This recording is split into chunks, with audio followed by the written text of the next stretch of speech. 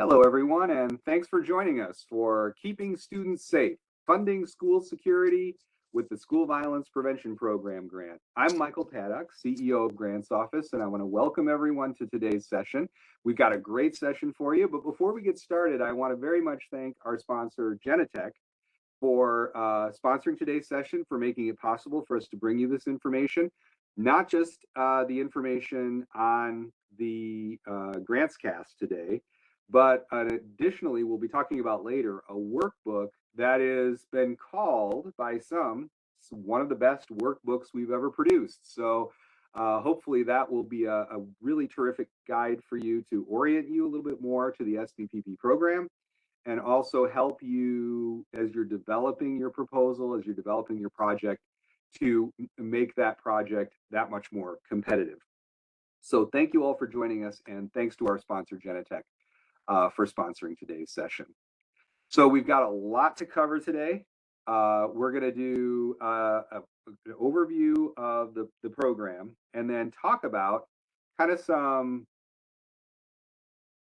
meta information on lessons from the 2025 competition. And not to steal Elizabeth's thunder, but there's a lot of very interesting insights that came from reviewing every winning and non-winning grant application from the FY 2025 competition. So a lot of great insights that have come out of that. And then we'll get more into some strategies for building a competitive project, avoiding common pitfalls, and some tips. And then we'll hear from Jeanne at Genetec about the Genetec Grants Support Team and how you can access some of these free resources from Genetec. And Jeanne will take you through all that. And then with the time remaining, we'll cover any questions that come up. Feel free to send your questions as the slide you've been looking at for whatever time you've been waiting to get on today's session. Send them through the question and answer interface. If you have trouble finding that question and answer interface, you can go to the bottom right-hand corner of your screen and click on the 3 dots to find that panel and open that question and answer panel.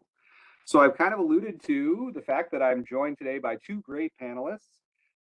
Jeanne Smith, Program Manager for Grants and Contacts from Genetec, and Elizabeth Evans, Manager of Research and Consultation here at Grants Office. We haven't really had a chance to hear from Elizabeth in a while. She's been busy managing our research and consultation, as her title implies. But we're very happy to have her on today to kind of return to some of the conversations and grant program details that she had covered years ago, and is now coming back to give us a little bit of a treat in covering the SVP program for us. Okay, so with that, I'm actually going to turn it right over to Elizabeth to get us started. Elizabeth? Great. Thank you so much, Michael. And I am so glad to be with everybody here today and returning to my love of K-12 education. And so to get things started, I want to just quickly cover some basic fundamentals about the School Violence Prevention Program, or SVPP as it's known, to make sure that everybody's operating from the same starting point. So SVPP is the federal grant opportunity for supporting physical school safety enhancements, not as an afterthought, but as a central component to the purpose of the program. That's the big reason why this opportunity gets so much attention every year. Now, when people first hear that, their instinct is to think, great, this is a technology grant, and technology absolutely matters. But one thing I do want to emphasize early on, because it becomes important throughout the application process, is that SVPP does not fund technology for its own sake. Reviewers are not looking at applications asking themselves, which district requested the coolest equipment? They don't want to see a shopping list. Instead, what they're asking is, what school safety challenge is this applicant trying to solve? What evidence do they have that this challenge exists? And why are their planned efforts the right solution to solve that problem? That shift in mindset changes everything. And I also want to point out something that is often missed when it comes to eligibility. While the program is open to state, local, and tribal governments, the primary safety beneficiary has to be K-12 education students. Last year, about 1 in every 200 applicants to SVPP either came from organizations without a K-12 designation or proposed efforts not focused on K-12 students. 1 in 200 may not seem like a lot, but just pause and think about what that means for those applicants who put time and energy into preparing an application only for it to be unfunded, or in many cases, not even scored because they completely missed the mark on the purpose of this grant. The other thing I want to highlight is the cost match requirement. With a maximum award possible of $500,000 and a 25% local match, that means you need to be prepared to put forward up to $166,700 if you want to go for that maximum federal award. That would bring the total project budget up to $667,000 overall. That's a lot of money. And I mention this match requirement because it's one of the biggest mistakes we see applicants make year after year, waiting until the application opens to ask themselves and their partners, wait, where is this match coming from? Because those conversations need to happen early. Sometimes applicants are going to use capital funds. Sometimes it's going to be a technology budget. Sometimes it's a safety allocations or a blend thereof. But the strongest applicants already know before they start planning their project where that match is going to come from, because how much you can afford to put forward in cost match is actually going to dictate how much you can make in that request of the federal government. So if you can't put forward $160,000, you're not going to be requesting the maximum of $500,000. Alrighty, let's talk about what SVPP is actually trying to accomplish through making awards. And there are 4 primary pillars: planning, intelligence, collaboration, and response. And as a fun exercise, as I go through these, you can even score yourself from 1 to 5 in each area, where 5 is the highest in terms of capability and 1 is the lowest. And if you want, you can even drop those scores into the chat. The goal here is to get you to start to identify where gaps might exist. Start thinking about that early. So first we have planning, and that's pretty straightforward. Do you know your current environment? Have you completed a recent safety assessment, updated emergency procedures, identified your vulnerabilities? Planning is really about understanding where you are before deciding where to invest. Intelligence is broader than people expect.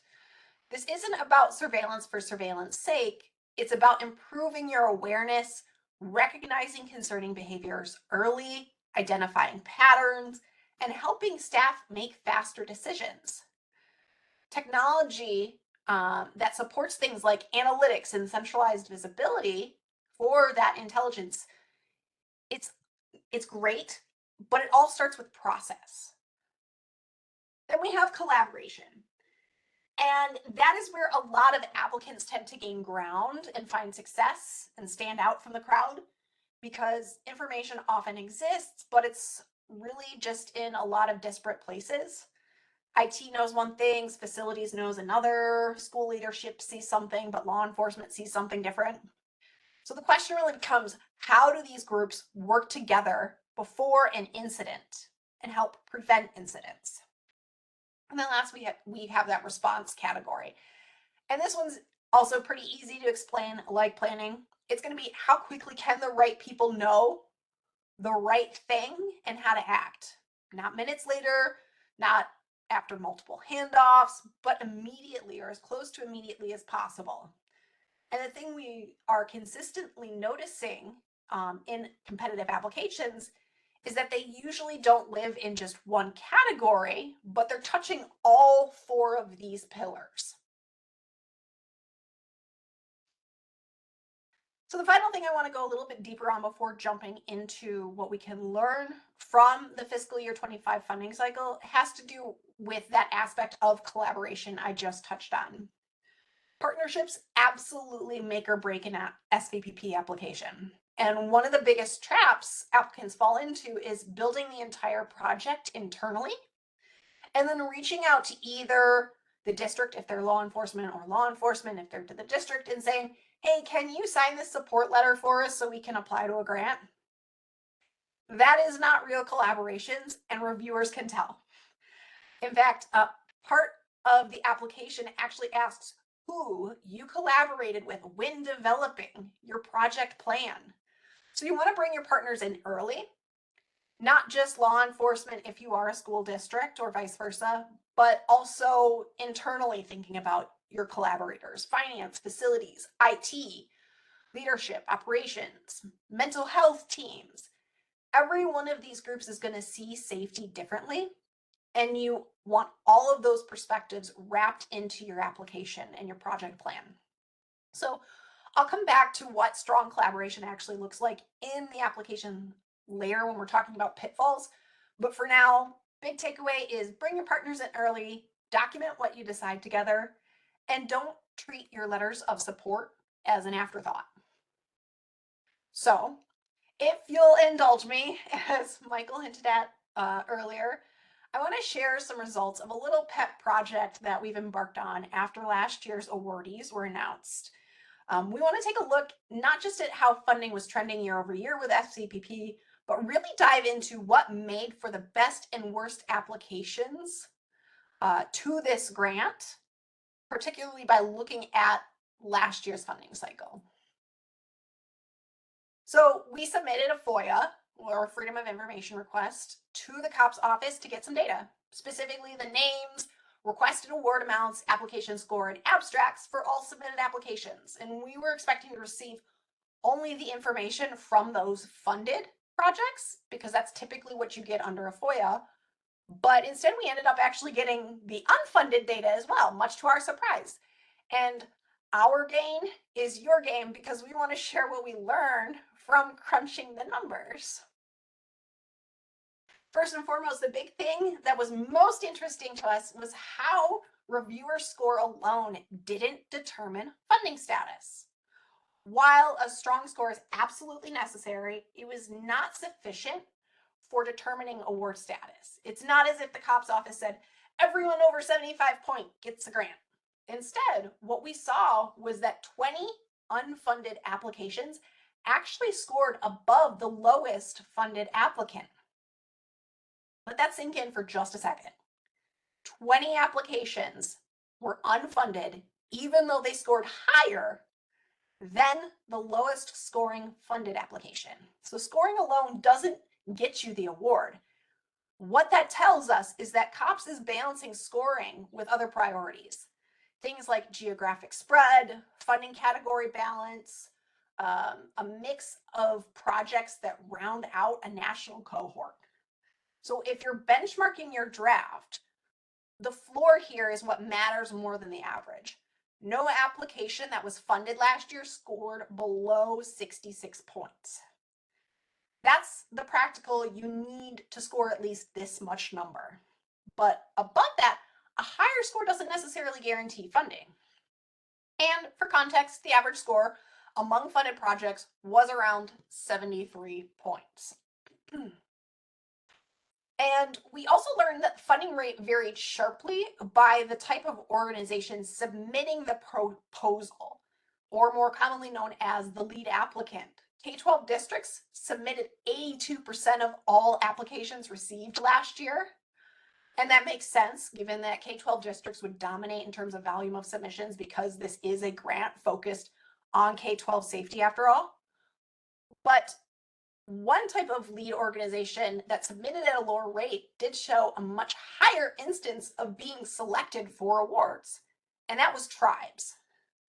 So projects that featured a tribal organization as the lead applicant, or a tribal affiliated K-12 student group as the significant beneficiary, were actually funded over 2 times as often as districts, and more than 3 times as often as any other of the eligible lead applicant groups. So if you have the ability to partner with tribes or involve them in some way, it's a great idea to do so, because it does help you stand out. The next graph covers something that COPS office has publicly shared. in fiscal year 25, projects that propose support for rural safety fared significantly better than those that proposed assistance elsewhere. COP's office was not trying to hide this fact, they said it themselves, but we wanted to go a little bit deeper and figure out what that really means. So what we found is that it's not just rural applicants that win more often, they also apply more often, which has, I think, something to do with the fact that the COP's office said they wanted to support rural districts even ahead of the application cycle. What we see is that rural districts made up 38% of the fiscal year 25 application pool and won at 21%. And in contrast, we see suburban districts were 31% of the pool, but winning just 7% of the time. So this rural win rate is reflected, especially when we're looking at how certain groups, based on the NESE score, like rural remote, were funded at almost 5 times the rate of other groups like the suburban midsize districts. And what's especially interesting is how even though large suburbs made up 20% of all applications received last year, the largest individual submission group, only 5% of those that were submitted actually got accepted for funding. So rural folks really came out on top last year when it comes to SVPP. And another interesting discovery was that funded applicants actually tend to ask for more federal support, not less. And this goes against conventional wisdom that a proposal may seem more appealing to a reviewer if it skewed towards the minimum award amount rather than the maximum. So we really see this highlighted by the medians on the right side of the screen here. Funded applicants asked for roughly $408,000 in their distribution, while unfunded applicants asked for about $64,000 less. And the mean actually tells the same story. We're seeing $370,000 for funded and only $309,000 for unfunded. So what we're seeing is that these stronger proposals, those who are getting funded, tend to be more ambitious in their budgets, closer to that 500K cap.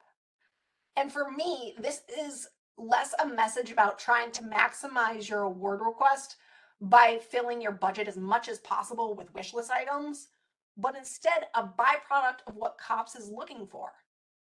A project ambitious enough to comprehensively address school safety in a meaningful way is going to cost real money. Asks that come well in under the cap are signaling to reviewers that the scope is too narrow, or that the applicant hasn't thought through what a comprehensive implementation plan really actually requires. And the chart on the left side actually backs this idea up.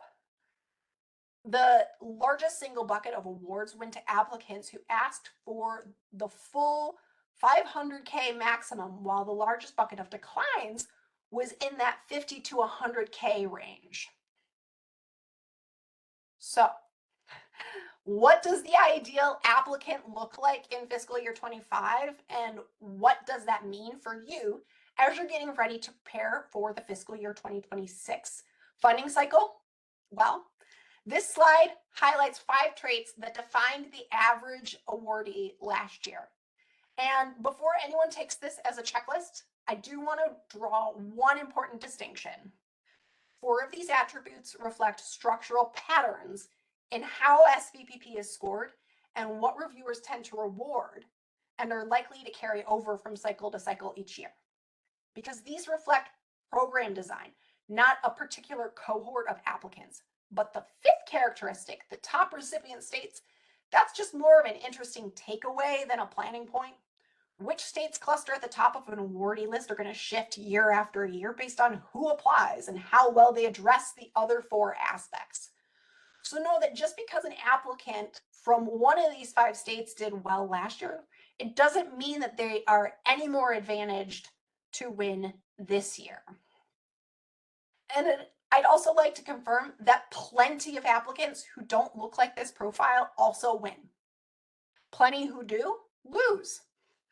The reason I share these trends is because the 4 structural attributes that you see, final score, organization type, locale, and request, they give you a baseline, a sense of where the funded group sits.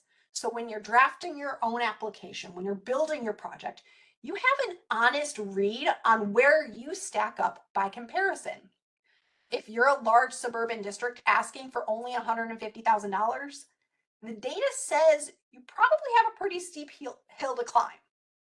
But if you're a rural district building out a multi-category safety plan with $475,000 in ask, the data says you're already in the neighborhood of what tends to win.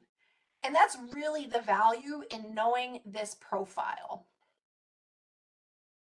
So with that in mind, let's talk about building a competitive project and what that looks like. And by competitive, what I'm really talking about here is building out a comprehensive school safety strategy, because that is the thing the COPS office is looking for in applicants.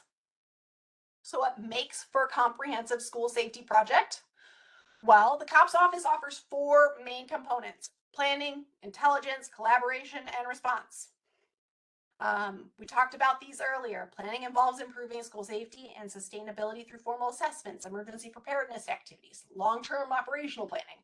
Intelligence focuses on identifying potential threats and improving situational awareness before incidents escalate. Collaboration emphasizes communication and coordination between schools, law enforcement, emergency responders, mental health professionals, and community stakeholders. And response prioritizes focusing on reducing that emergency notification time and improving first responder effectiveness during critical incidents.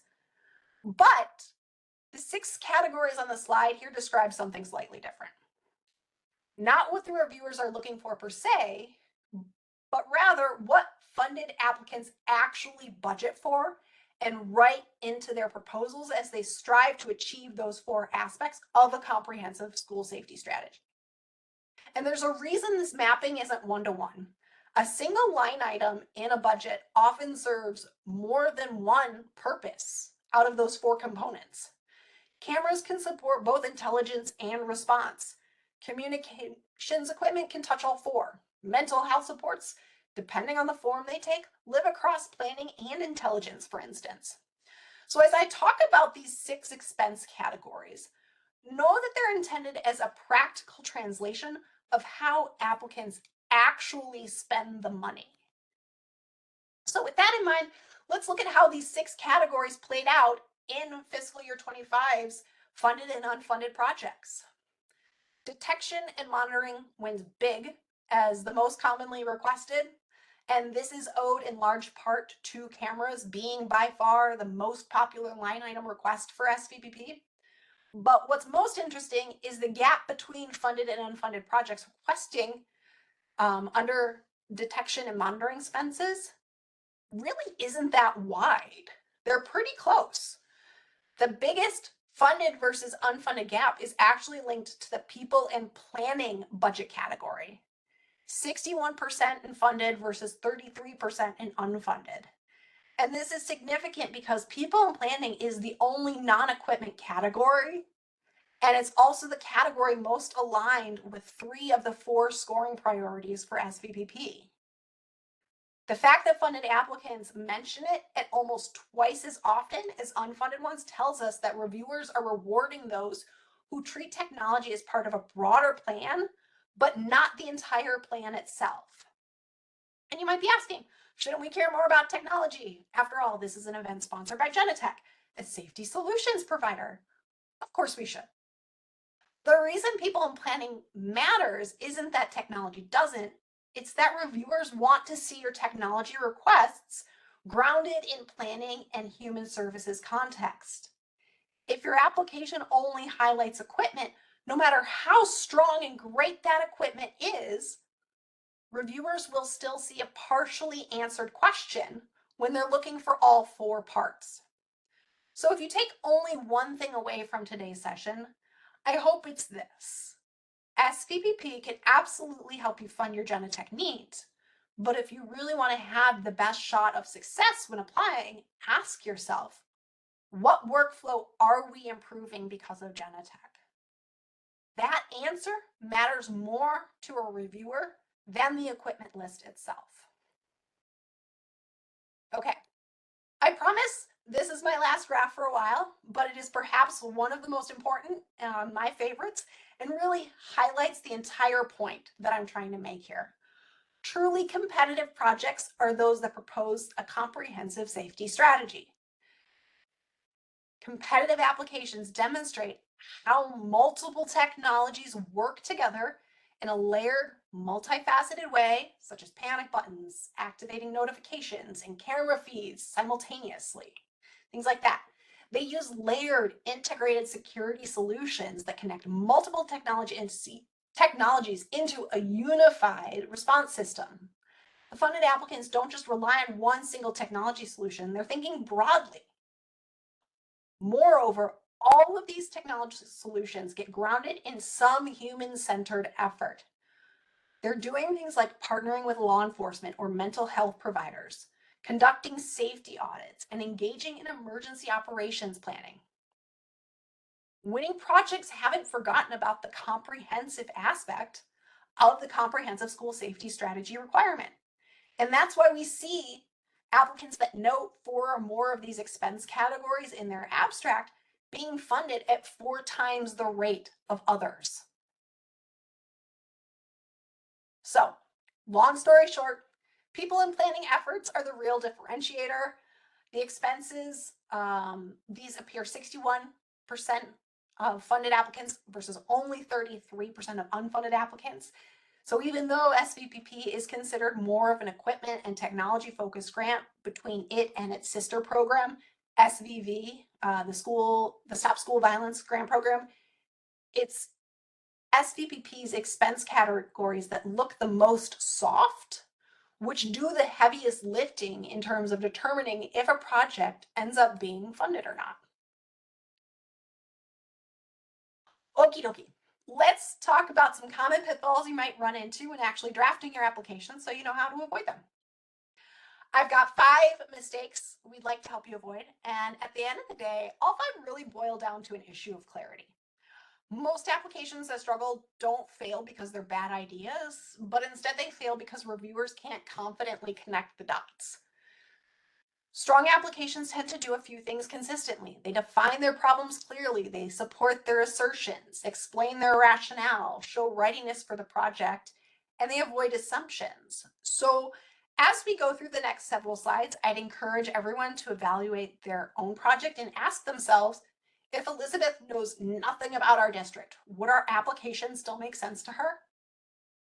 That's the lens through which you need to be thinking, because reviewers aren't local and they don't know you. They only know what you tell them on the page, so your proposal needs to guide them. So first up, we have a needs statement that is too broad in scope. A weak statement is something like, our schools want to be safer and improved security for students and staff. Nobody disagrees with that statement, but reviewers can't score it.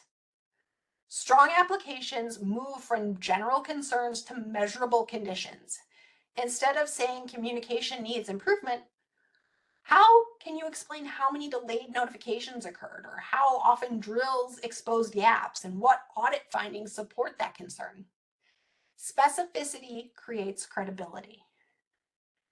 Also, think about the data sources, such as threat assessments, discipline trends, access incidents, visitor logs, survey data, emergency drill findings, police reports, safety committee recommendations, etc. With added detail, your needs statement turns into something like, over the past 3 years, the district has documented 27 unauthorized door access incidents and multiple delayed lockdown notifications, demonstrating a critical need for upgraded access control and emergency communication systems.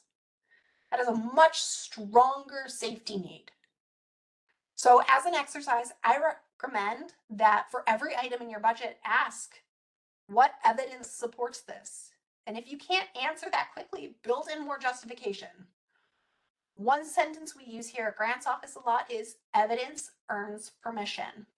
The stronger your evidence, the easier it becomes for reviewers to support your solution. All right, Next, let's talk about making sure your request budget line items actually fit the program's purpose. This sounds obvious, but every year reviewers see applications where requested items feel disconnected from the stated problem. And sometimes this issue isn't that technology is bad, but rather it's that the explanation is weak. For SVPP specifically, reviewers want to see direct connection to prevention, deterrence, communication, coordination, and response, whether that's access control, surveillance, visitor management, notification systems, emergency communications, etc. So when you describe purchases, avoid generic descriptions. Don't say, we are purchasing security upgrades. Instead, explain what changes operationally.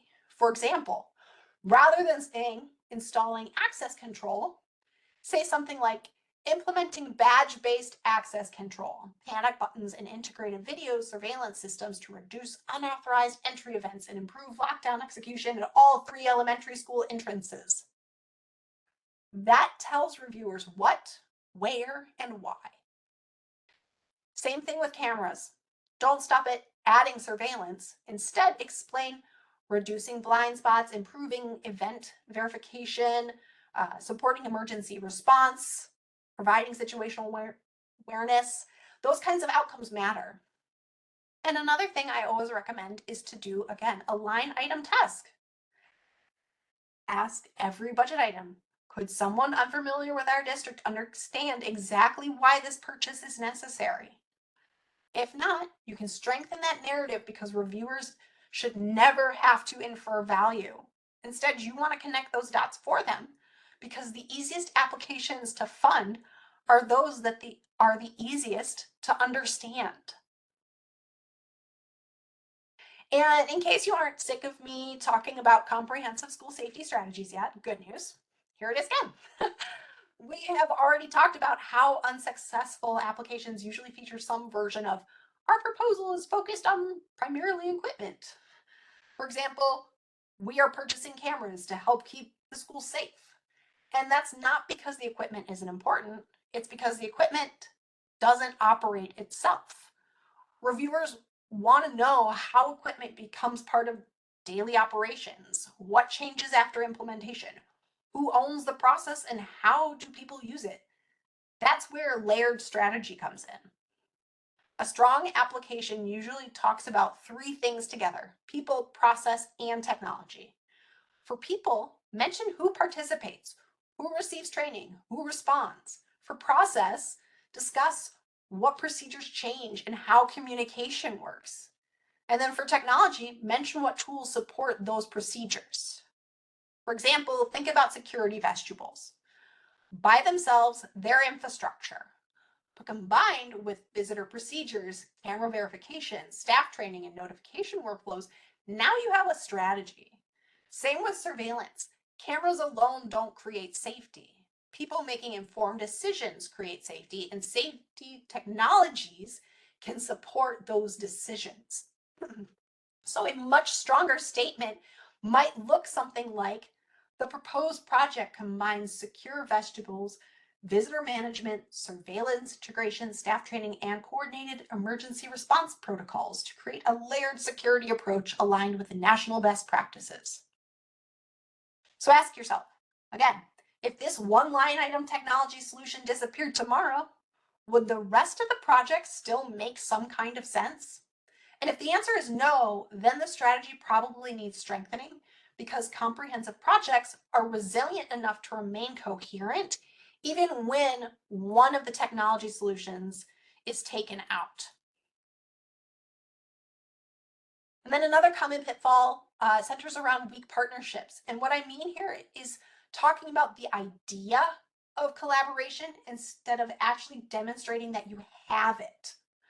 A weak collaboration sounds like law enforcement is supportive of the project and may assist if needed.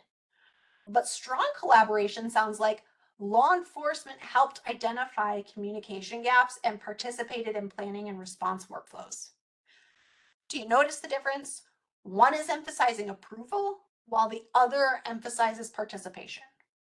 Meaning, meaningful collaboration goes well beyond police and district partnerships. You're thinking broadly by also having emergency management, mental health teams, facilities, ITs, campus administrators, operation, transportation involved, even communication staff, because incidents rarely stay within one department.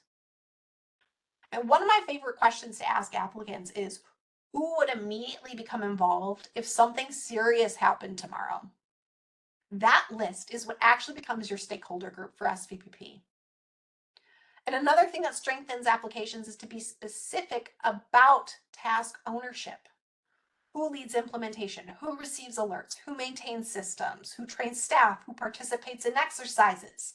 Things like that. Reviewers like operational clarity, and any support letters included in your application should provide that clarity. The strongest letters don't say, "We support this proposal." Instead, they say, "This project was developed jointly with the county sheriff's office, local police departments, school administrators, and mental health partners, all of whom participated in the district's safety assessment and response planning process." That language feels very different, and it signals real buy-in and sustainability of those collaborative efforts. All right. Finally, we have two application components that are often left to the end of planning when your mental energy is already exhausted and time is running short: budgets and sustainability plans. And the best advice I can offer is to think of these components early as you're planning other aspects of the project. That way you've still got the space to think through nitpicky details like inconsistencies between what is budgeted for versus described in the narrative. The same holds true for thinking about your plans to pick up the baton and run with things after the grant ends. Reviewers don't want to see you kicking that can down the road by saying something like, "Our district's education foundation is applying to local foundations for the required match and maintenance costs in anticipation of receiving this award." Saying that you'll determine sustainability later is akin to saying you haven't thought about it, which is an immediate red flag. You want to inspire confidence. So instead, you want to say something like, "The district's Board of Education has approved commitment of reserve funds for not only the required 25% match, but an additional 5-year maintenance agreement within the capital technology budget to sustain system functionality after the grant period." That kind of language communicates readiness, and readiness creates confidence. Because at the end of the day, reviewers are not funding the purchases, they're funding execution.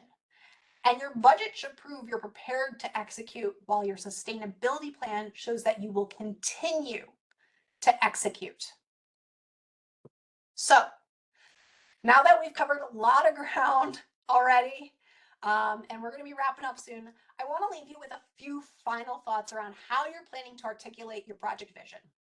Because if you've taken these tips to heart, it will be perfectly represented in your application's project abstract. Your abstract is a really useful diagnostic mirror because it's actually, in most cases, the last thing you write, which is to say, it's put together after you've had a chance to fully think through your justification for the request and plan to carry out the project. So it's a great indicator for what anyone can expect to see as the general tenor for your narrative. And to prove this point, I have one final graph for you all. Sorry, I know there have been a lot of graphs. Taken en masse, we see three consistent content patterns that are shared among all 1,314 unfunded project abstracts from last year. But even more interestingly, there are 5 content patterns that are present in all of the 211 funded project abstracts from last year, which are also largely absent from the unfunded abstracts. So I want to let you know these 3 things that you might want to consider leaving out or minimizing, as well as 5 things you want to be sure to do. So let's start with what to avoid. First, we have the use of heavy marketing or sales adjectives, words that sound impressive but don't carry a lot of information.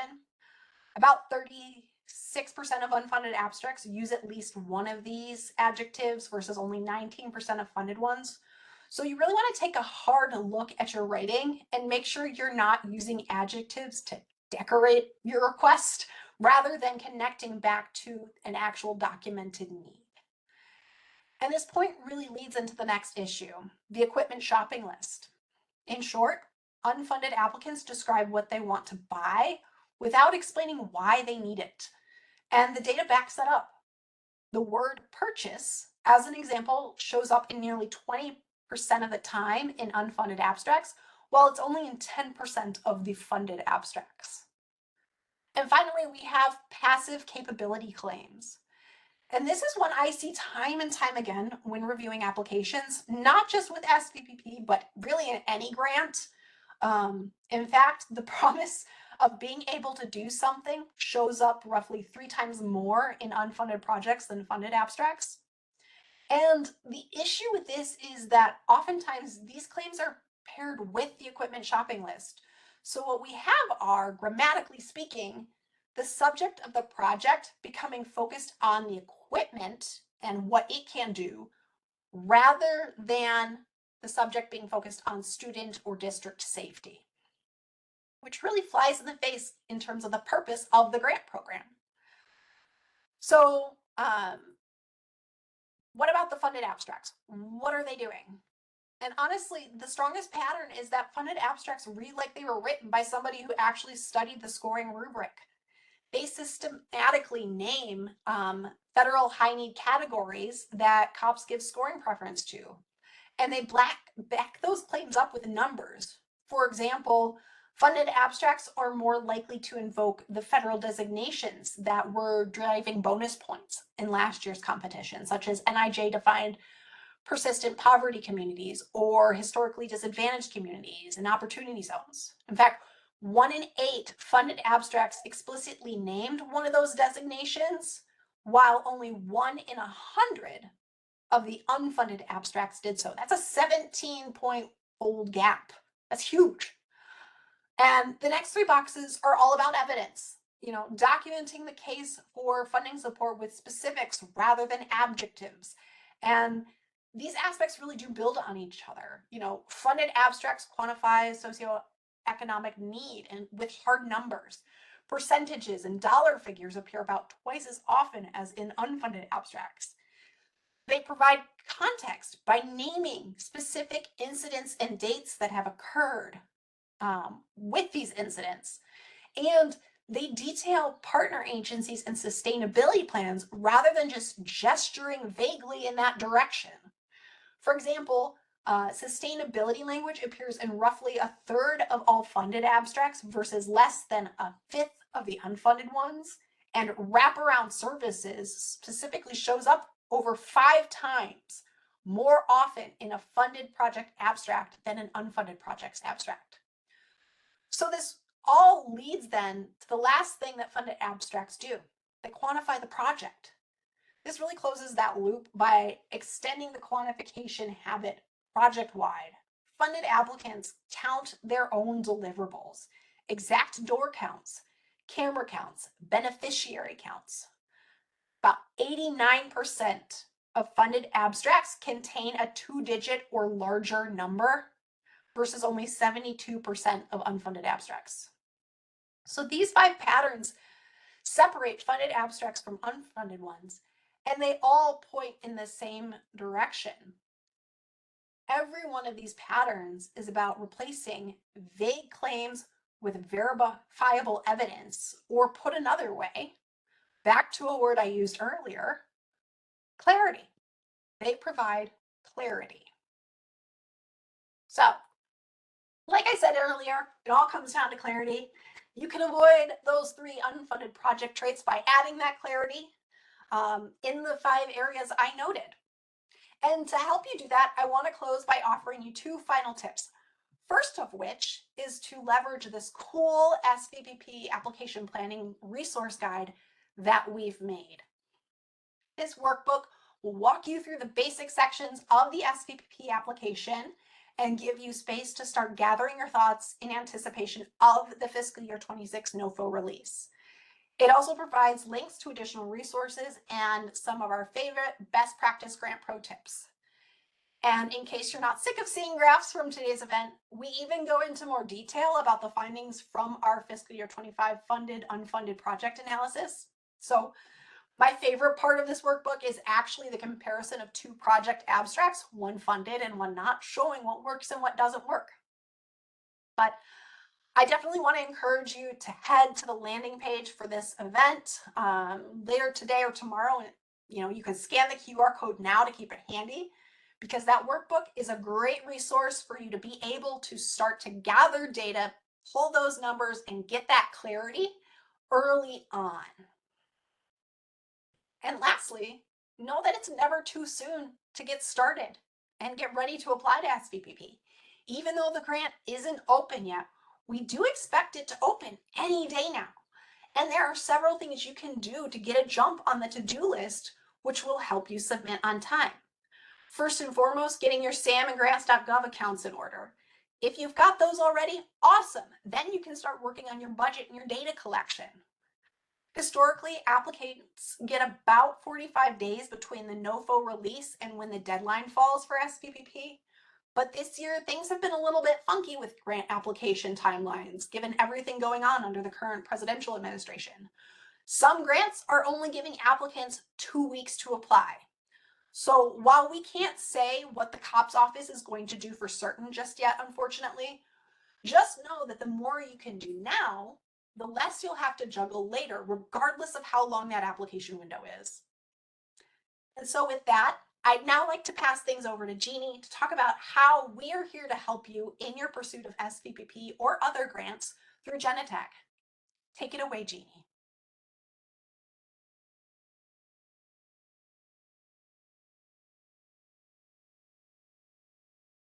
Oh, Jeanne, you might be muted still. Thank you, Elizabeth. Good afternoon, everyone. Sorry about that. Thank you for attending today's webinar, and thank you, Elizabeth, for all that great information. We've worked together a long time, but this is the first time in a while that we've gotten to do a webinar together. And as always, I learned something new from you. And as Michael said at the beginning of this presentation, as Elizabeth just said, my name's Jeanne Smith, and I have the privilege of being the program manager for the Genetec Grants Office. I'm going to take just a few minutes to tell you about our grants program. The Genetec Grant Support Team is now in our 4th year. We've had I'm very happy to say in our 4th year, we've had at this point more than $22 million in grants awards thus far. And we've done that in working with the grants office by providing information about grants and customized research, identifying available grant funding.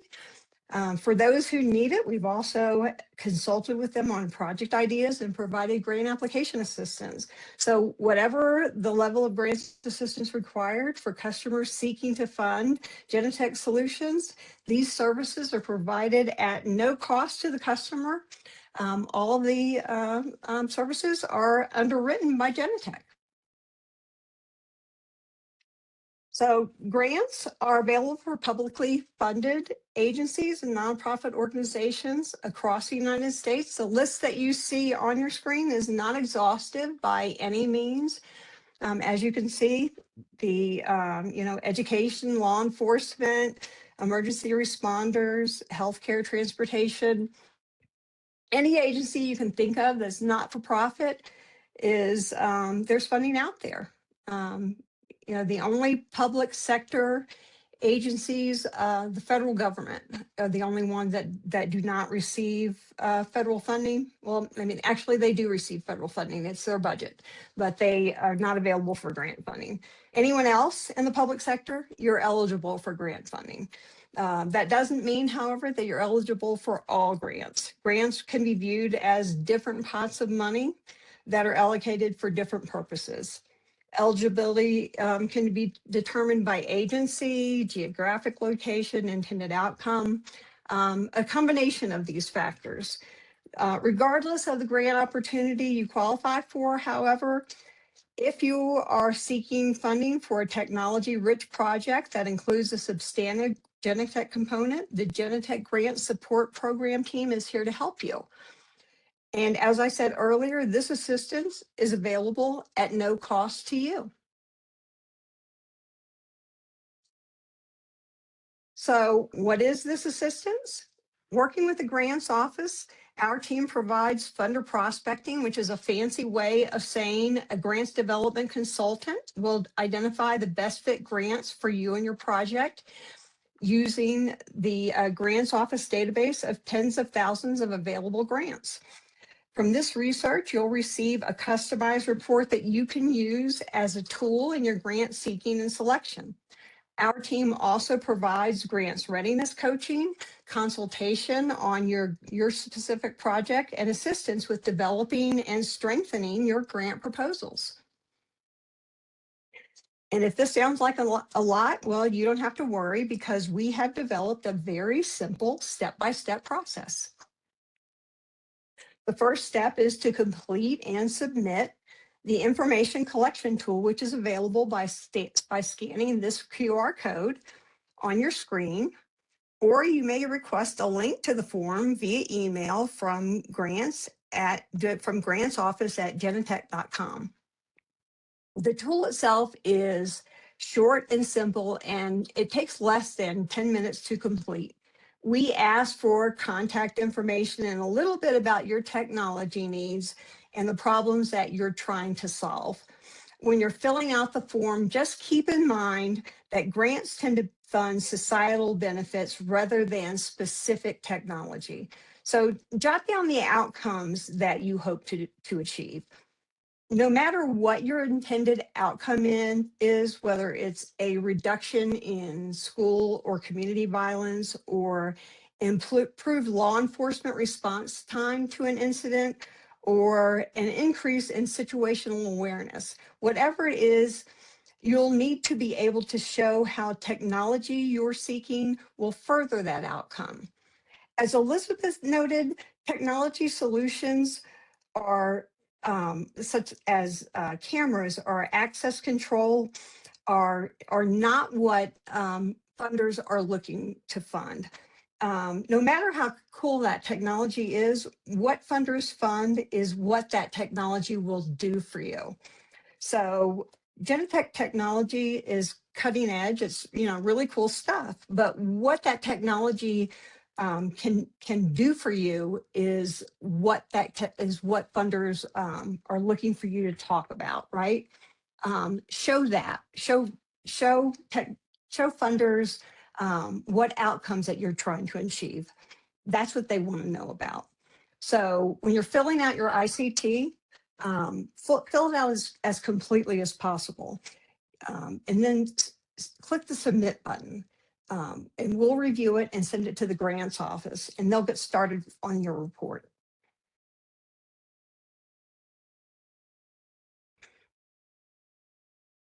Your ICT will be assigned to a grants development consultant who is an expert in your particular area or industry.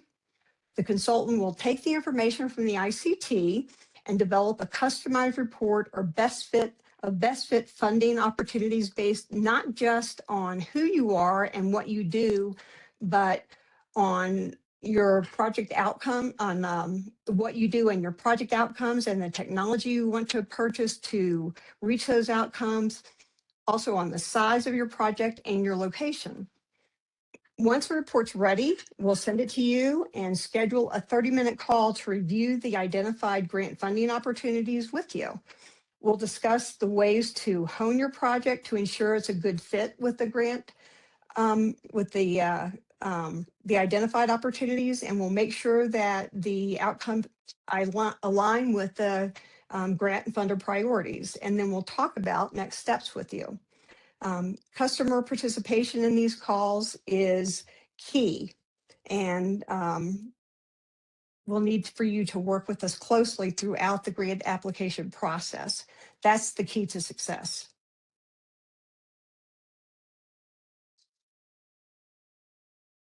If you have a lot of grants experience, just not enough time to look for the grants themselves, your support could begin and end with the identification of grant funding sources. In other words, you may just need the report. Or maybe you go through the first call with us, but you take it from there, and that's fine. But support can run the gamut. For instance, you can ask for grant coaching and help with grant selection, or assistance with responding to notices of funding opportunities, or perhaps you'll need assistance with review and editing of your grant application. As long as you remain committed and actively engaged, we'll supply as much or as little support as you need.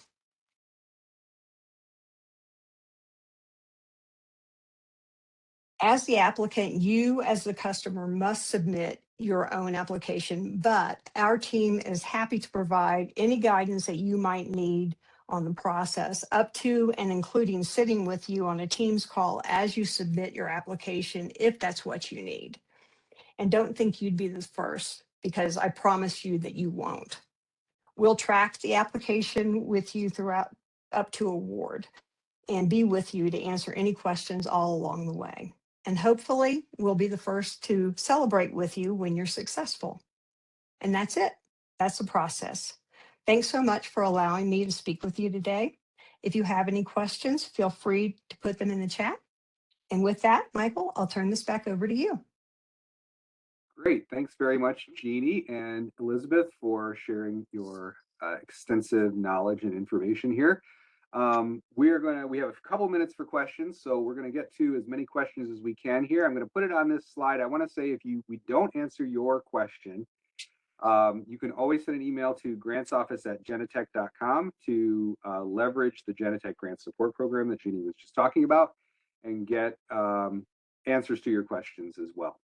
You can also reach us directly at grantsoffice@helpdesk@grantsoffice.com. Okay, questions.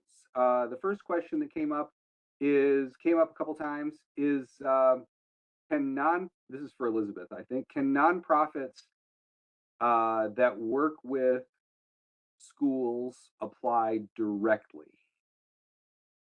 That's a great question. Unfortunately, no, you cannot apply directly simply because the eligibility has to be that unit of local government, whether that is a state or tribal or municipal agency, county agency, things like that. And so schools, both public charters and school districts fall under that umbrella, as do law enforcement agencies, but nonprofits do not. Okay. And another question that came in, well, you mentioned that the submission deadline for 2026 has not been announced yet. Do we have any sense of when that might happen? We are checking daily for that. The COPS office and much of DOJ has been trickling out in terms of funding opportunities, but SVPP isn't one of them yet. So last year, it actually was open by this time. I think the deadline was in June, so they're behind schedule a little bit, but we are expecting to see it hopefully at the start of next month. Okay, great. And a final question. Is there any way to, actually two questions. Is there any way to find out what was your score on a past submission? I applied for several COPS grants that didn't get funded. What's the process for doing that? Yeah, absolutely. So when you get your denial, you should be able to have that information in the denial letter. And if it's not there, it's a quick reply back to say, hey, we would like to see the reviewer's comments and our application's score. I also recommend asking for what the lowest funded applicant score was, so you can see how you stack up by comparison. Great. And then one final question that came in. Can you use SVPP in network monitoring tools to detect cyberbullying? Oh gosh, you know, that would be something I want to check in terms of the allowable, unallowable cost list. So that's a great question to email us about at grantsoffice@genetec.com, and we can follow up regarding that and what was in the allowable cost list last year. Because it's probably going to be the same list again for this year. Got it. Okay, great. Well, thanks very much, and I appreciate all of that great information. I want to say too, someone had posted that they couldn't access the workbook unless they were using Microsoft, and I just want to let you know we're going to drop a link to a Dropbox in just a second. Actually, we'll do that. Oh, we had another question that came in. Is the free grant support only if the grant purchases Genetec products? Jeannie, is that one's for you? Well, okay. Okay, it's kind of tricky. You don't,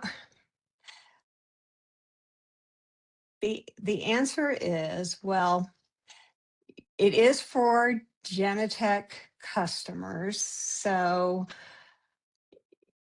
Okay. it is for the support is for Genetec customers. Let me put it that way. Yeah. Okay. So, Yeah. Okay. Okay. Yes, it is for Genetec customers. Yes. Great. Okay. Terrific. And I think that's the last question we had. All right. Well, thanks very much. Okay. Thanks, Jeannie. Jeannie Smith and Elizabeth Evans for sharing your knowledge and insights with us. I'm going to post in the chat in the last 30 seconds here a Dropbox link where you can access the let's see, to everyone, where you can access the white.